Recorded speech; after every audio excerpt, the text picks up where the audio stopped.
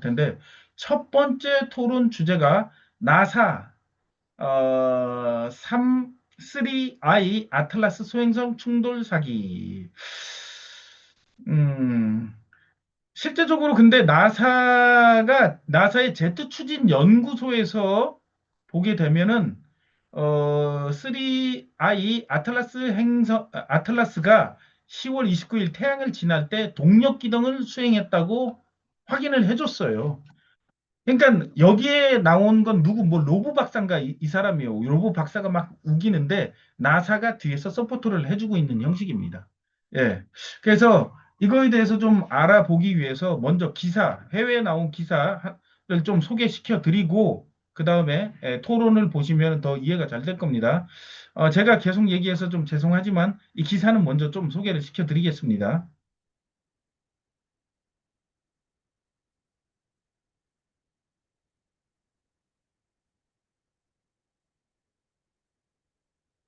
예. 3I 아틀라스 소행성이 지구에 충돌할 수도 있다고 뭐 하면서 지금 보면 얘의 기동이 보통이면 이렇게 기동하는 게 아니라 이런 식으로 커브로 돌면서 기동을 하고 막 이렇답니다, 이게. 이건 거짓말이죠. 이건 그냥 그래픽이니까. 한번 봅시다. 구글에서 검색을 한번 해봤어요. AI가 답변을 하더라고. 3I 아틀라스는 태양계 밖에서 온 세 번째로 발견된 성간 천체이다.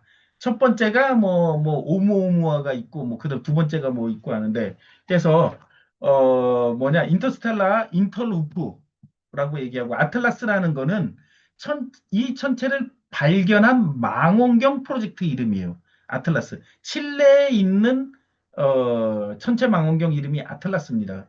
예, 근데 아틀라스가 뭐 다른 어떤 고대 신의 이름이 아니라 뭔가 뭐 충돌 뭐 이런 거를 얘기하고 있어요. 아틀라스 소행성 지구 충돌 최후 경보 시스템이에요. 이게. 아틀라스 하게 되면 뭐 고대 어떤 지역이나 도시 이름처럼 여겨지죠. 이게 이거예요. 소행성 지구 충돌 최후 경보 시스템. 그러니까 요거를 두 개를 합치면 어떻게 되느냐? 태양계 바깥에서 온 어떤 소행성이 지구를 충돌을 할 수 지구에 충돌할 가능성이 있다라는 이름을 가지고 있는 게 3I 아틀라스라는 이름입니다. 예. 태양계에 속하지 않은 독특한 궤도를 따라 움직인다. 예. 3I는 2017년 오우무아무아가 첫 번째고 두 번째가 2019년 보리소프라는 게 있었고 세 번째가 3I 아틀라스입니다. 예, 그래서 이게 AI가 이런 답변을 해주더라고요. 예, 근데 한번 보도록 하겠습니다. 피플스 보이스에 올라온 기사인데 나사 3I 아틀라스 통제 비행을 실행하자 당황. 전문가들은 자체 동력으로 움직였다고 인정. 근데 우리 태양계를 가로지른 신비한 물체가 상상할 수 없는 일을 해냈다. 나사의 제트 추진 연구소는 태양계 넘어서 온 성간 방문자 3I 아틀라스가 10월 29일 태양을 지날 때 동력 기동을 수행했다는 것을 확인했다. 이러한 움직임은 중력만으로 설명할 수 없다. 이러면서 이것을 비중력 가속 사례라고 불렀습니다. 그러니까 이 무엇인가 이를 밀었다는 거예요. 얘가 저절로 움직인 게 아니라 어떤 중력에 의해서 움직인 게 아니라 동력으로 움직였다는 거예요. 그래서 하나는 태양으로부터 멀어지는 추진이고 다른 하나는 마치 지적인 통제하에 있는 것처럼 옆으로 밀어내는 추진이다. 뭐 이런 식으로 해서 그것을 나사의 제트 추진 연구소에서 확인을 해줬다는 겁니다. 예. 근데 이거를 우기는 사람이 누구냐? 그러면 하버드 대학 천재 물리학자 아비 레브라는 사람이에요. 이 사람이 이걸 굉장히 이 앞에 발벗고 나선 사람입니다. 그래서 뭐라냐? 이른바 해성은 물리학적으로 설명할 수 있는 것보다 훨씬 더 큰 추진력을 보여주고 있다. 그러면서 이 사람이 그는 과장하는 게 아니다. 3I 아틀라스가 태양에 가까워지면서 단순히 밝아진 게 아니라 일반 해성보다 7.5배 더 빠르게 타올랐다. 뭐 그러면서 태양보다 더 푸르게 변했다. 이렇게 얘기를 하고 어, 미스터리를 더욱 증폭시킨 것은 천문학자들이 3I 아틀라스가 태양을 향해 반꼬리를 형성하다가 마치 후진하는 우주선처럼 방향을 바꾸는 것을 관측했다라고 이런 얘기를 했습니다. 예. 그리고 이 아부 레브라는 사람이 뭐 이 모든 현상은 우연히 발생할 확률에 뭐 10조분의 1 우연히 된 게 아니다. 이거는 뭔가 우연히 만약에 발생했다면 그 확률은 10조분의 1밖에 안 된다. 이러면서 뭐냐? 결국은 우리는 인류에게 극적인 영향을 미칠 무언가에 직면할 수도 있다. 이게 뭐예요? 소행성이 지구에 충돌을 하거나 지구 어떤 대기권 가까이를 지나면서 뭐예요? 어떤 자연재해가 발생할 수 있다. 이런 얘기를 하는 거죠. 그럼 나사는 아직 밝히지 않았지만 한 가지만은 확실해졌다. 자력으로 움직였다. 뭐 이런 겁니다. 그래서 그 다음날 이런 기사가 또 나왔습니다. 하베스트 과학자 누구예요? 아까 아뷰레분가 그 사람이죠. 성간 물체 3I 아틀라스가 지구로 향하는 외계 무기라고 경고하고 있다. 이겁니다. 하버드대학교 천체 물리학자 아브 로브 박사는 우리 지구를 향해 돌진한 거대한 성간 물체는 전혀 자연 현상이 아니며 지구를 향해 의도적으로 날아온 외계 무기라고 경고한다. 3I 아틀라스의 이름의 이 신비한 우주선은 지름이 무려 20km다, 20km짜리다. 소행성의 길이가 다르고 내부가 의심스러울 정도로 완벽하다고 묘사한 수학적으로 있을 법하지 않은 역행 궤도를 따른다. 뭐 이러면서 이 천체가 태양의 중력을 이용하여 지구로 접근하는 것을 감추고 있을 가능성을 제기했다. 뭐 이겁니다. 어쨌든 이런 기사들이 지금 쏟아져 나오고 있어요. 그래서 내부가 뭐냐 그러면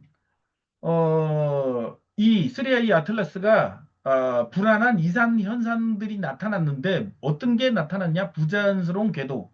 이 물체의 궤적은 지구를 포함한 여러 행성에 대한 근접 비행에 최적화된 것으로 보이며 의도적으로 항해에 대한 우려가 제기.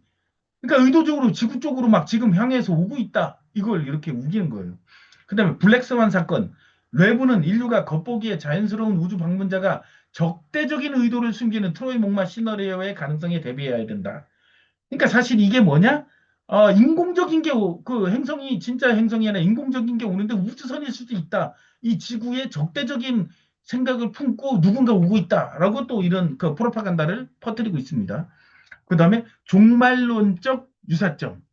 일부 과학자들은 요한계시록의 성경 예언과 섬뜩한 연관성을 찾는 반면 다른 과학자들은 인간이 만들어낸 재난을 외계인의 개입으로 위장한 우주적 거짓 깃발에 대해 추측한다. 아마 이거가 맞겠죠. 다른 학자들, 예, 인간이 만들어낸 재난 일부러 그렇게 해놓고 외계인이 했다 이렇게. 어쨌든 뭐냐, 이 물체가 가장 가까이 접근하는 시점은 2025년 12월, 뭐 한 달 정도 남았습니다.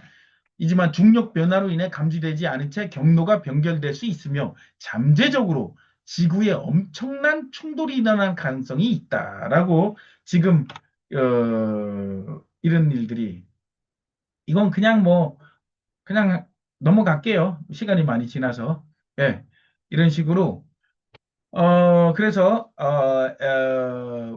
3I 아틀라스의 접근 시점은 경제 위기, 기후 공학 논쟁, 지정학적 긴장 등 세계적 불안전성이 고조되는 시점과 일치한다. 그러니까 지금 막 전 세계적으로 지금 뭐예요? 뭐 보면 엄청나게 뭐 일들이 많이 터지고 있죠. 근데 거기에 더해서 뭐 이상하게 생긴 소행성이 지구를 향해 날아오고 있다는 이런 또 프로파간다를 만들고 있다는 겁니다. 그래서 그 물체의 도착을 외계 위협이라는 미명하에 가혹한 통제 조치를 정당화하는데 악용될 수 있다고 누군가는 주장을 하고 있다. 이겁니다. 해서 이런 것들을 우리는 경계를 해서 봐야겠다 이겁니다. 예. 예, 기사를 좀 소개를 해봤어요. 기사를 뭐 간단하게 예약하자 그러면 태양계 밖에서 뭔가가 날라오는데 지가 알아서 고 있고, 그거를 나사에서도 확인을 해줬고, 뭐, 아브레븐가 하버드 대학에 걔가, 얘가 막 계속 프로파간다를 퍼뜨리는 거예요. 그래서 이게 뭐 지구로 충돌할 수 있고, 그러면 큰일 난다. 근데 일부에서는 이게, 지구 충돌, 외계인들이 뭐 지구 충돌을 하기 위한 하나의 프로파간다다. 그짓깃발 가능성이 있다. 뭐 이런 얘기가 나오고 있습니다. 예, 아마 이런 얘기들을 아마 다 우리나라 언론에서도 이제 슬슬슬슬 나올 수가 있어요. 외국에서는 지금 관심을 갖고 많이들 보고 있는 기사입니다. 예, 이것에 대해서, 위원장님, 부탁드리겠습니다. 네. 이런 사기극은 옛날부터 항상 있어 왔었던 고전적인 사기 방법인데, 세계 3차 대전, 3차 세계대전이라든지 아니면은 코로나 팬데믹도 그렇죠. 전 세계적인 어떤 전염병의 발생, 그리고 뭐 소행성 충돌, 외계인 침공 이런 것들은 오래전부터 이제 뭐 신세계 질서 이들 딥스테이트 뭐 일루미나티 이런 애들이 오래전부터 미래에 할 계획으로서 이제 설파를 했던 것들이죠. 그래서 어 어떻게 보면은 알고 있는 사람들 입장에서는 좀 어 뭐라고 해야 될까요? 좀 웃긴 그런 주제입니다. 말도 안 되는 가짜 사건이라고 볼 수 있는데, 이런 비슷한 거, 이제 좀 100년 전에, 100년 좀 더 됐죠? 퉁구스카 그 사건이라는 거 여러분들이 검색을 해보시면은, 퉁구스카 사건이라는 게 있는데, 갑자기, 저기 뭐, 러시아 어디에 굉장히 큰 뭐, 그 불빛 섬광 같은 게 나오면서, 폭발음이 들리고 막 이런 사건이 있었다. 그래서, 그런 일이 발생하자 이것이 소행성 충돌이다 막 이렇게 이제 이야기를 하고 뭐 지금도 이제 뭐 위키백과 같은 데 가면은 소행성이 충돌해서 발생한 사건이다라고 이제 규정을 짓고 있습니다. 소행성이 그 박아서 이것이 생겼다라는 증거는 없죠. 자, 그래서 뭐 혹자는 그 당시에 니콜라 테슬라가 어떤 실험을 했는데, 거기서 나온 어떤 무선빔, 입체빔 무기, 이런 것들이 일으킨 것이다라는 이야기도 하고, 많은 설들이 있습니다. 근데 이제 뭐 어떤 소행성 충돌이나 뭐 운석 충돌 이런 것들은 거의 거짓말이 많죠. 그래서 이런 거짓말들을 왜 할까 생각을 해보면은 어떤 공포, 일단 사람들에게 어떤 공포를 일으키게 하고 실제로 어떤 다른 걸 이용해서 DW나 이런 걸로 어떤 무기 이들이 가지고 있는 어떤 무기를 이용해서 어떤 폭발이나 어떤 이런 재난을 일으킨 다음에 그것을 자기들이 했다고 할 수 없기 때문에 어떤 소행성 충돌 자 이런 것으로 돌리는 것이죠. 예를 들어서 코로나 팬데믹도 박쥐가 뭐 돌연변이 돼서 걔막 어떤 우한 시장에서 발생했다라고 하는 것처럼 자연적인 것이나 아니면은 어떤 그런 기존에 지구에서 벌어지는 어떤 현상을 그 원인으로 돌리면서 자기들이 빠져나가는 것입니다. 자, 이런 수법들은 계속해서 이제 그 이들이 써왔던 수법인데 저는 이제 20세기 초에 있었던 많은 사건들 19세기부터 해서 20세기 에 걸쳐가지고 많은 사고들이 있었죠. 예를 들면은 뭐 화재가 굉장히 많이 일어났습니다. 미국 같은 경우에는 뭐 1871년도에 뭐 시카고 대화재 이것이 만 오천 만 육천 뭐 이런 채의 건물을 다 태웠다라고 이야기하는데 여러분들도 아시다시피 그 당시 19세기의 건축물을 보면은 석조로 지어진 건물들이 많죠. 목재 건물도 아니고 자 근데 어떤 화재 때문에 다 이렇게 삭제됐다. 이런 식의 이야기들, 내러티브, 그리고 이제 그것에 대한 걸 보면은 그림밖에 없죠. 시카고 대화재. 실제로 그런 일이 있었는지조차도 모르겠습니다. 근데 이제 실제로 있었던 어떤 그 박람회의 사진 같은 걸 보면은 다 사라졌죠. 그것들을 어떤 화재가 아니라 DW 같은 무기로 폭파시킨 것이 아닌가. 이렇게 한번 의심을 해볼 수 있겠죠. 돌로 된 건물이 화재에 의해서 다 타버릴 수는 없기 때문에 그렇습니다.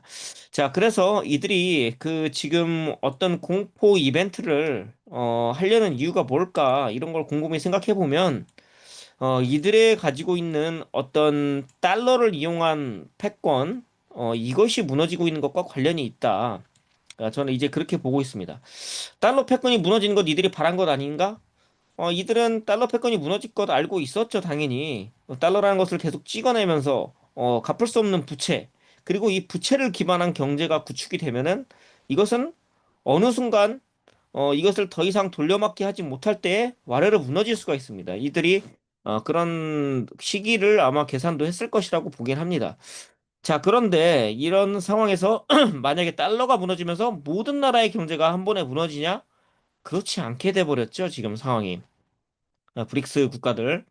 뭐 브릭스 국가들이 어떻게 보면은 달러가 아닌 자국의 통화 시스템을 이 어떤 통화 바스켓에 넣어서 무역을 하는 이런 어떤 자신들만의 스위프트 결제 시스템을 회피하는 이런 어떤 무역 시스템을 구축하고 있다라는 점. 그래서 만약에 세계적인 대공황, 달러의 붕괴로 인해서 벌어지는 세계적인 대공황이 와도 모든 나라가 다 피해보지는 않고 전 세계적인 경제 공황이 아닌 일부 어떻게 보면은 서방 국가들이 많겠죠. 이런 나라들의 경제 붕괴에서 그칠 수 있다. 그렇게 되면 안 되죠. 경제 붕괴가 일어나도 모두가 동일하게 이 경제 붕괴를 직면해야만 합니다. 근데 그렇지 못하면은 이들은 어떻게 보면은 자신들이 컨트롤하지 못하는 어떤 그런 지역이나 그런 국가들이 생기게 되면은 안 되겠죠. 자, 그러기 위해서는 어떤 인위적인 무언가를 이용해서 그런 나라들을 공격해야 될 필요가 있습니다. 그래서 러시아 어디 해안가에다가 지진을 이렇게 발생시키기도 했죠, 이들이. 그 뭡니까? 중국에다 홍수 같은 걸 일으키기도 하고 어떤 기후 무기를 이용해 가지고 그런 것을 하는 이유가 이제 어떻게 보면은 그들이 할 수 있는 유일한 어떤 방법이기 때문에 그런 것 같다라고 보는 입장이고 나사는 여기서 이제 그 이런 것들 어떤 하버드 대 물리학 교수 뭐 이런 사람 천체 물리학 교수 이런 사람이라고 하면 이런 사람들이 어떤 대학을 나와서 연구소를 차려서 무언가를 연구하고 할 때 이런 연구비를 어디서 지원하겠습니까? 나사에서 지원하겠죠. 예를 들어서 그 제약회사에서 어떤 의학 연구라든지 이런 것을 하는 어떤 의사나 어떤 이런 학자들에게 연구비를 지원하는 것과 비슷합니다. 이런 것들이 분야마다 다 카르텔화 되어 있다. 그래서 제약 카르텔은 그 어떤 대학 같은데 의과대학이나 이런 데에 후원금을 하고 거기를 졸업한 학생들이 나중에 뭐 박사학위를 받고 어떤 연구소를 차려가지고 무언가를 연구할 때 연구비를 지원하고 나중에 그런 사람들이 백신도 개발하고 막 이러겠죠. 자, 그런 식으로 이런 분야마다 이런 카르텔이 형성되어 있다. 그래서 이런 우주 쪽, 이런 천체 물리학, 이런 쪽은 또 이제 나사도 엄청난 돈을 벌어들입니다. 나사가 돈을 벌 수밖에 없겠죠? 이들이 위성이라고, 천체 위성이라고 띄우는 거 보면은, 무슨 음박 테이프 같은 걸로 막 돌돌 말아가지고, 무슨 학예회에서 학생들이 만드는 작품, 그런 제출물 그 정도 수준밖에 안 되는 거를 막 몇십억, 몇백억, 자, 이렇게 예산을 책정합니다.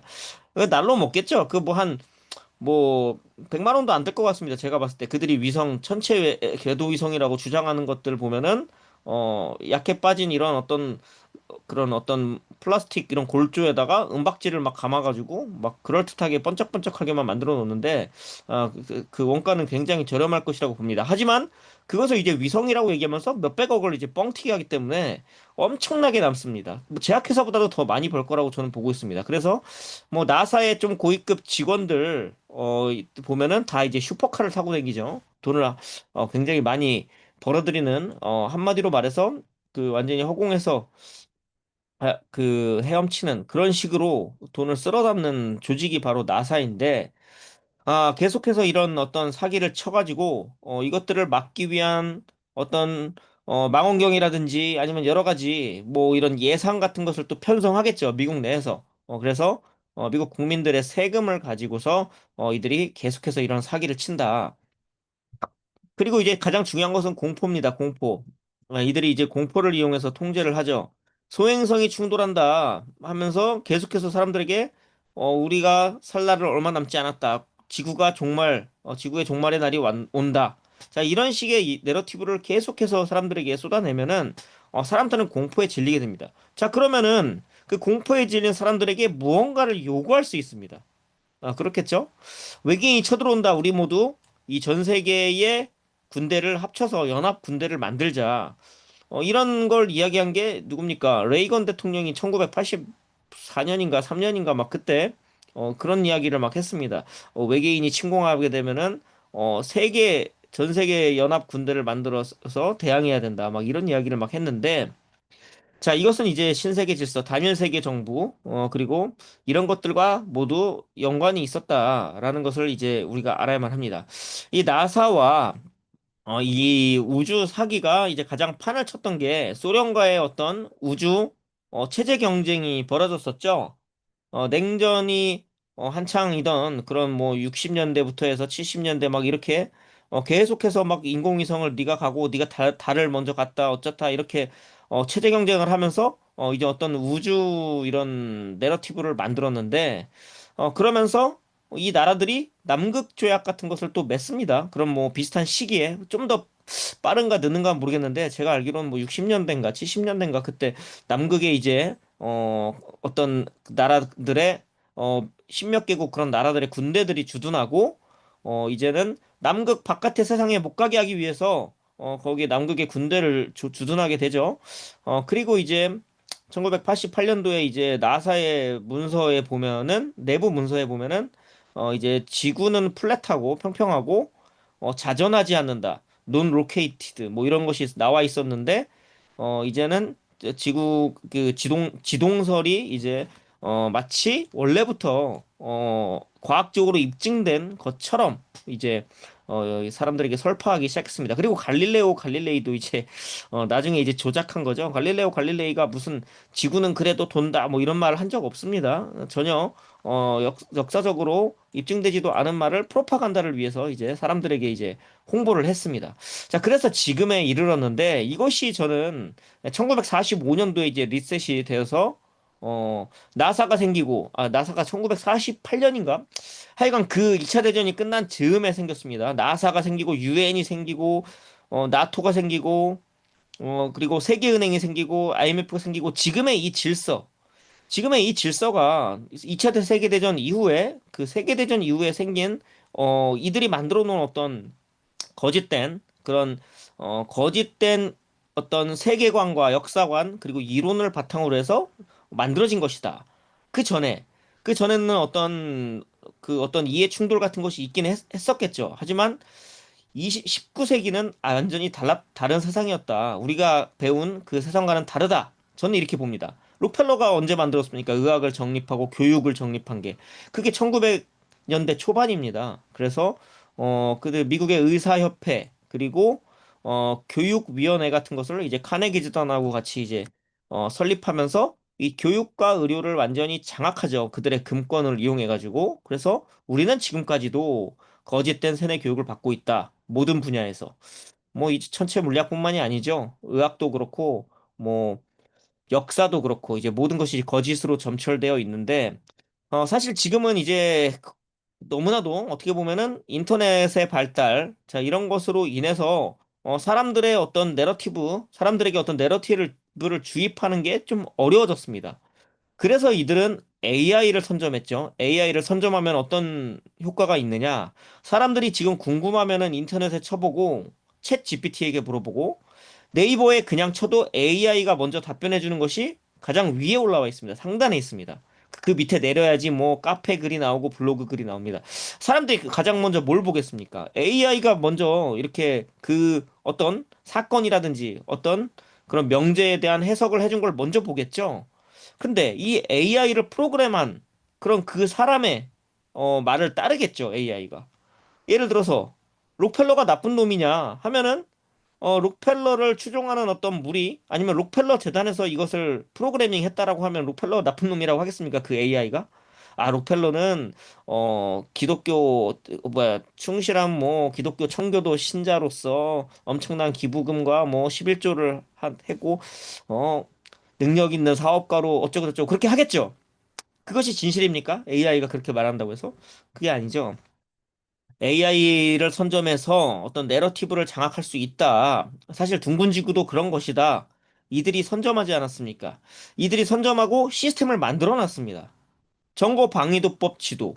정보 방위도법 지도가 뭔지 여러분이 나중에 검색해 보시면은 그게 플레더스 지도, 평평지구 지도인데 2차 세계대전 때 그것을 전쟁에 사용했습니다. 자, 전쟁에서 어떤 포라든지 미사일이라든지 자, 이런 것들은 조금이라도 각도라든지 거리에 오차가 생기면은 잘못 맞힐 수 있죠. 아군을 공격할 수도 있고 잘못된 표적을 맞출 수 있습니다. 자, 근데 그런 공격을 하는 데 있어서 왜 정보방위도법 지도를 썼겠습니까? 그것이 가장 정확하기 때문이죠. 자, 그리고 UN 유엔이라든지 뭐 WHO 보면은 뒤에 지도가 이렇게 그려져 있죠.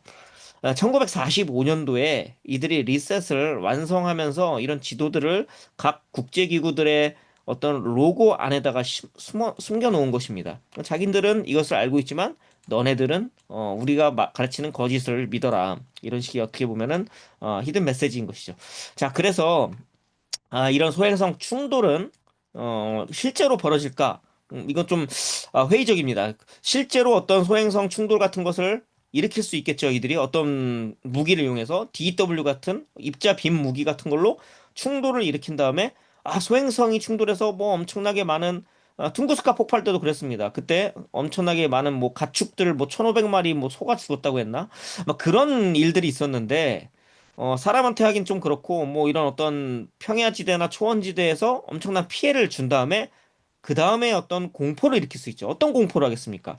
야, 이거는 아무리 봐도 소행성이 궤도를 옮겼다. 이건 자연적이지 않다. 외계인이 공격한 거 아니냐. 자, 이런 식으로 몰고 갈 수 있습니다. 제 뒤에 지금 블루빔 프로젝트 지금 사진이 있죠? 이 그림이 있죠?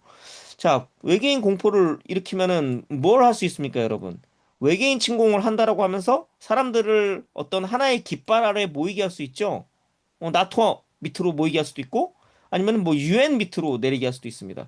자, 그래서 그 폼 브라운, 이 나사를 설립한 사람이죠. 이 사람은 이제 독일 나치였는데 2차 세계대전이 끝나고 페이퍼클립 작전으로 인해서 미국으로 가서 뭐 나사를 설립했는지 하여간 나사에 무슨 이런 그 높은 직위를 했던 것으로 압니다. 하여간 그 사람 이 폰 브라운 박사의 조수라고 해서 캐롤 로진 이 사람이 이제 막 폭로한 게 있습니다. 이제 이들이 소행성 충돌 프로젝트나 외계인 침공 시나리오 그리고 가짜 메시아의 등장 같은 여러 가지 쇼와 함께 우리에게 찾아올 가능성이 있다. 이 블루빔 프로젝트가. 여기에 이제 소행성 충돌이 있지 않습니까, 여러분? 소행성 충돌이 가장 낮은 단계입니다, 여러분. 소행성 충돌로 한번 맛배기를 보여주고 그 다음은 외계인 침공, 그 다음은 가짜 메시아. 자, 이런 식으로 이들이 빌드업을 할 것입니다. 자, 그래서 지금 소행성이 나오는 것이고, 소행성 충돌을 실제로 하든 안 하든 그 다음에 이 블루빔 프로젝트는 계속해서 진행이 될 것이다. 그리고 그것에 속게 되면 어떻게 되느냐? 저는 모르겠습니다. 이거는 옛날에 블루빔 프로젝트를 폭로한 사람들이 이야기한 바에 의하면 이 블루빔 프로젝트에 속으면은 죽는다. 목숨을 잃는다. 이런 이야기도 하고 있습니다. 그게 실제로 실현이 될지는 저는 모르겠습니다만은 여러분들은 항상, 깨어 있어야겠습니다. 네. 여기까지 하겠습니다. 예, 감사합니다.